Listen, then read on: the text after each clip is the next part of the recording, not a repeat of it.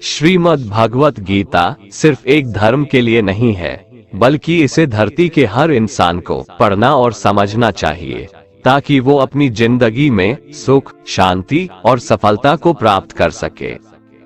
कहा जाता है कि जिस घर में गीता का पाठ हर रोज पढ़ा जाता है या सुना जाता है, उस घर में भगवान श्री कृष्ण आते रहते हैं। श्रीमद् भगवत गीता एकमात्र ऐसा ग्रंथ है जो मनुष्य को जीने का सही तरीका बताती है। गीता जीवन में धर्म, कर्म और प्रेम का पाठ पढ़ाती है। श्रीमद् भगवत गीता का ज्ञान मानव जीवन और जीवन के बाद का जीवन दोनों के लिए उपयोगी माना गया है। गीता संपूर्ण जीवन दर्शन है और इसका अनुसरण करने वाला व्यक्ति सर्वश्रेष्ठ होता है। श्रीमद् भगवत गीता साक्षात भगवान की दिव्य वाणी है। इसकी महिमा अपार है, अपरिमित है। उसका यथार्थ में वर्णन कोई नहीं कर सकता। शेष, महेश, गणेश भी इसकी महिमा को पूरी तरह से नहीं कह सकते, फिर मनुष्य की तो बात ही क्या है। गीता सर्वशास्त्रमयी है। इसे सारे शास्त्रों का खजाना कहा जाता है। गीता का भली भांति ज्ञान हो जाने पर सभी शास्त्रों का तात्विक ज्ञान अपने आप हो जाता है। गीता को हम भगवान से भी बढ़कर कहें तो कोई अत्युक्ति नहीं होगी। भगवान ने स्वयं कहा है, मैं गीता के आश्रय में रहता हूँ। गीता मेरा श्रेष्ठ घर है। गीता के ज्ञान का सहारा लेकर ही मैं तीनों लोकों का पालन करता हूँ। इसके सिवा गीता में ही श्री भगवान अपने मुक्त कंठ से यह घोषणा करते हैं कि जो कोई मनुष्य मेरी इस गीता रूप आज्ञा का पालन करेगा, वह निसंदेह मुक्त हो जाएगा। यही नहीं, भगवान कहते हैं कि जो कोई इसका अध्ययन भी करेगा, उसके द्वारा मैं ज्ञान यज्ञ से पूजित होऊंगा। भगवान कहते हैं, जो मनुष्य गीता का रहस्य भक्तों को धारण कराता है और उनमें इसका विस्तार एवं प्रचार करता है, वह मनुष्य मुझे अतिशय प्रिय है। भगवत गीता में कुल 18 अध्याय है और 700 श्लोक है, जो सभी के लिए पढ़ पाना थोड़ा मुश्किल है।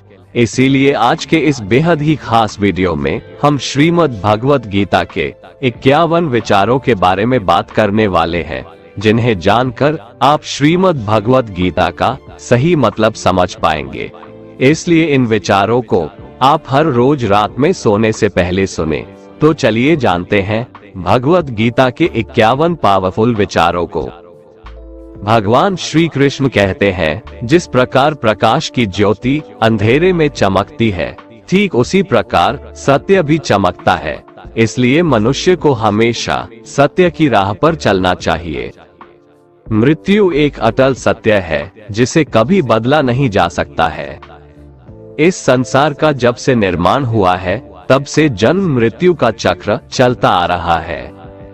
जिस प्रकार मनुष्य अपने पुराने वस्त्रों को त्याग कर नए वस्त्र धारण करता है, ठीक उसी प्रकार आत्मा पुराने व्यर्थ शरीर को त्याग कर नए शरीर को धारण करती है। ये प्रकृति का नियम है।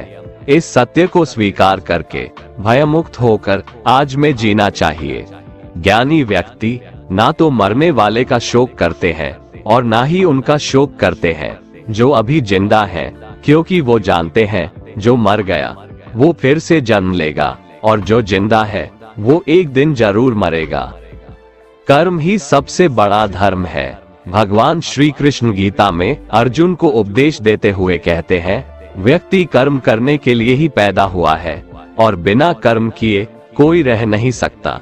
मनुष्य को परिणाम की चिंता किए बिना अपने कर्तव्यों का पालन करना चाहिए।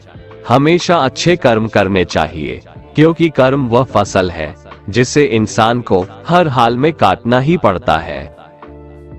क्रोध मनुष्य को नरक की ओर ले जाने वाला द्वार है। क्रोध करने से व्यक्ति का मन अशांत हो जाता है। वो आवेश में आकर कई बार अपना ही नुकसान कर बैठता है। भगवान श्री कृष्ण कहते हैं, मनुष्य को क्रोध करने से बचना चाहिए। कितना भी गुस्सा आए, स्वयं को शांत रखने का प्रयास करें। इस संसार में आज जो तुम्हारे पास है, कल वो किसी और का था, परसों वो किसी और का होगा। तुम यहाँ खाली हाथ आए थे और खाली हाथ जाओगे। मन पर नियंत्रण रखना जरूरी है। मनुष्य का मन वायु की तरह चंचल है। यह मन ही है जो मनुष्य को काम वासनाओं की तरफ भटकाता रहता है। अगर जीवन को सफल बनाना है तो मन पर काबू करना बहुत जरूरी है। मन को वश में करने से दिमाग की शक्ति केंद्रित होती है, जिससे कार्यों में सफलता मिलने लगती है।